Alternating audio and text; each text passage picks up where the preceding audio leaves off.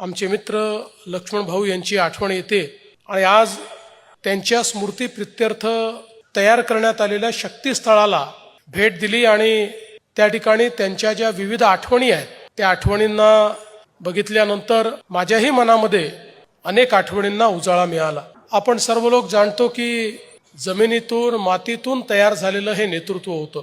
कुठल्याही प्रकारे खूप मोठा राजकीय वारसा हा पाठीशी नसताना स्वतःच्या भरोशावर एवढं मोठं नेतृत्व हे लक्ष्मण भाऊंनी उभं केलं।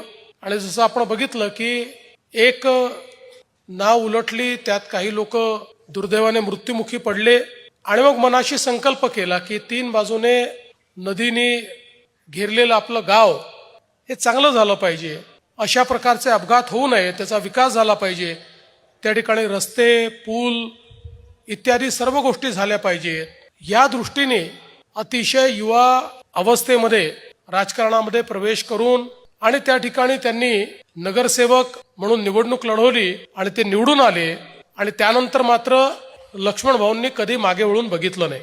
सातत्याने महानगरपालिकेमध्ये नगरसेवक, स्थायी समिती अध्यक्ष, महापौर या पिंपरी चिंचवड शहराला एक चेहरा देण्याचं काम, या शहराला विकासाकडे नेण्याचं काम आणि इथल्या सामान्य माणसाच्या जीवनामध्ये परिवर्तन घडवण्याचं काम हे लक्ष्मण भाऊंनी केलं।